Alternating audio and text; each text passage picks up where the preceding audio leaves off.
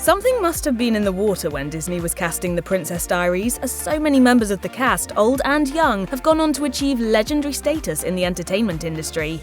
The early 2000s were a great period for Dame Julie Andrews, who received her Order of the British Empire honours on May 16, 2000, before starring in her iconic role as Queen Clarice Rinaldi in The Princess Diaries. Andrews, then 65, brought immense life to the character, becoming a beloved staple of the franchise. Since then, she appeared in Princess Diaries 2 Royal Engagement, as well as Eloise at the Plaza and Eloise at Christmas Time. She also appeared in 2010's Tooth Fairy, though her most recent on-screen project was Julie's Green Room, a children's television programme that she hosted as herself and helped co-create. Aside from that, Andrews has kept busy with voice acting, lending her talents to animated franchises like Shrek and Despicable Me and live-action movies such as Enchanted and Aquaman. She has also had a recurrent role as the voice of Lady Whistledown for Netflix's adaptation of Bridgerton and its spin-off. Outside of film and television, Andrews is also a prolific writer, penning 2 autobiographies and co-authoring multiple children's books with her daughter, Emma Walton Hamilton. In 2023, Andrews and Hamilton saw the launch of their most recent publication,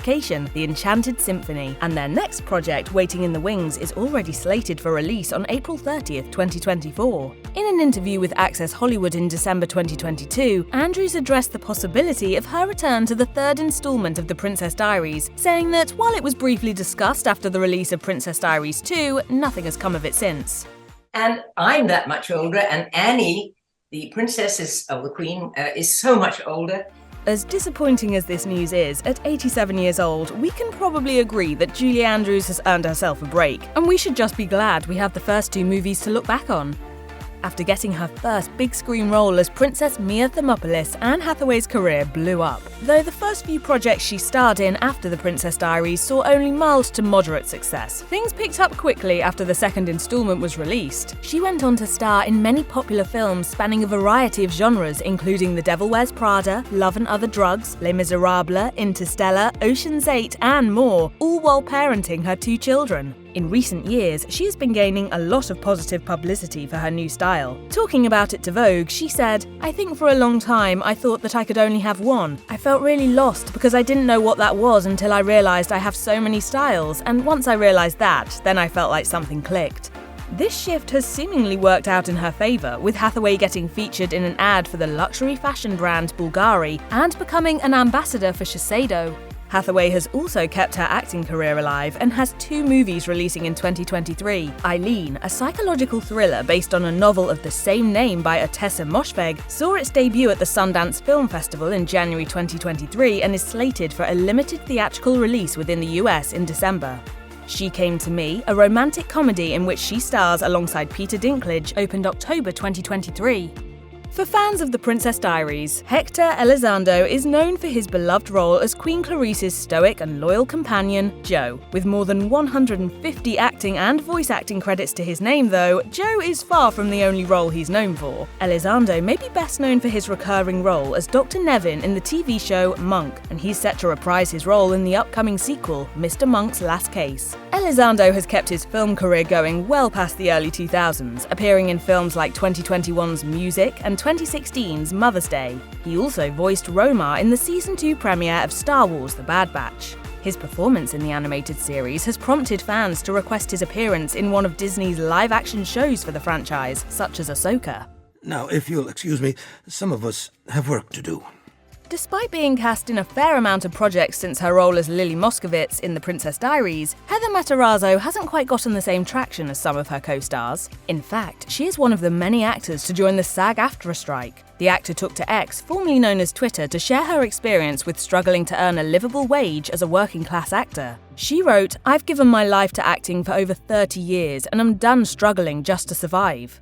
She has also been vocal about her support for the union on Instagram, sharing a video of the picket line with the caption, "Which side are you on?" She has still been working, however, with 5 projects coming out in 2023 alone, including a role in Arden Cho's audio rom-com project, Imperfect Match. Beyond that, Matarazzo has been trying to put to rest the rumours that she is Stranger Things star Gaten Matarazzo's mum, a misunderstanding that came about because his mother coincidentally shares the same name. I think he is brilliant. I think he is wonderful.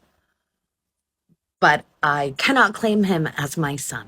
When she first got her role as mean girl Lana, Mandy Moore was better known for her musical career. However, it didn't take long for her to have her big break on screen. Only a year after the release of The Princess Diaries, Moore got the leading role in the Nicholas Sparks novel adaptation A Walk to Remember. She continued to both sing and act in the years following, with appearances in other well-known coming-of-age movies of the time, including Chasing Liberty and Saved. In 2010, Moore got to show off her acting chops in Tangled, Disney's adaptation of Rapunzel, a role she has since reprised multiple times. Most recently, however, Mandy Moore has gained popularity for her portrayal of Rebecca Pearson in the hit TV show This Is Us, which ended after 6 seasons in 2022. When asked about how she decides what projects to take on now, Moore said in an interview with Forbes, "Whatever I'm going to say yes to in my life is taking me away from the most important thing, which is my family and my children. Then it has to be for a reason. It has to be something that aligns with me." Given how much she posts about her children online, it seems she's working hard to maintain that balance.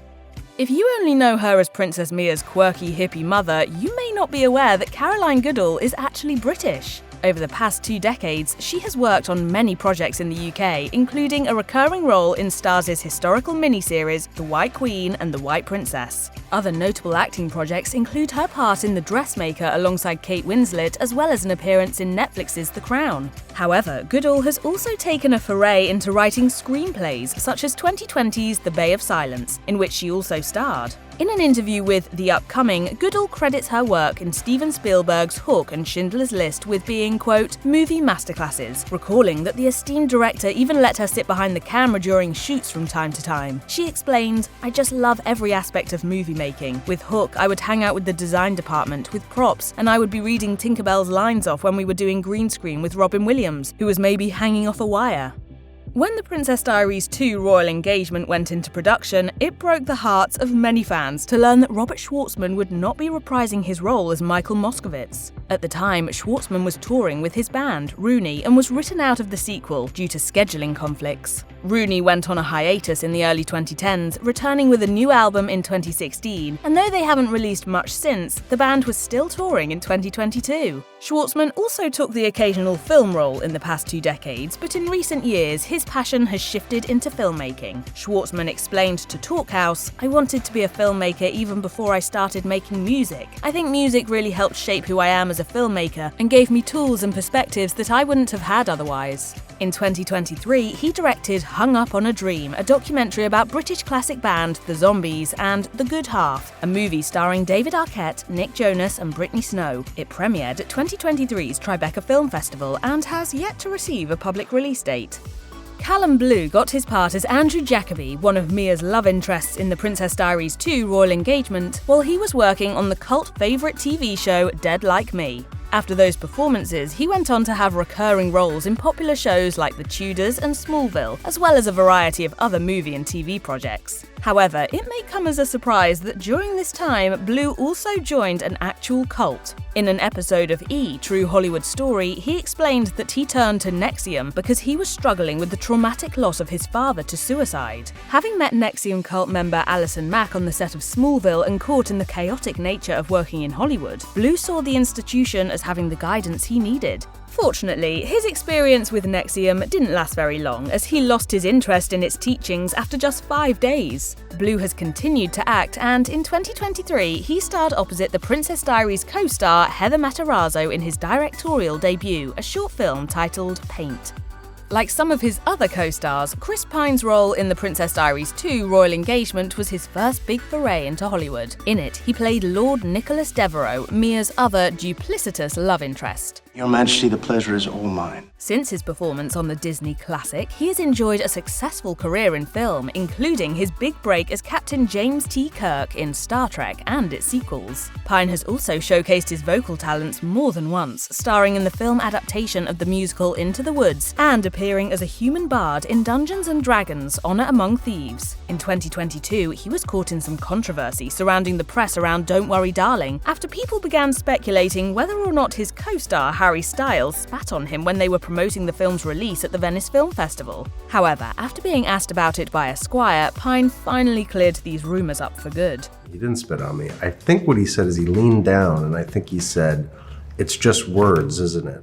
While Raven-Symoné didn't start out as a Disney Channel darling in her original show, That's So Raven, that's almost certainly the first thing that comes to mind when you think of her. The show, which aired for 100 episodes in the mid-2000s, featured her as a psychic going through the many trials of coming of age. Symoné has reprised the role several times, both in Raven's Home, the spin-off series she produces, as well as the TV special Far Away from Raven's Home.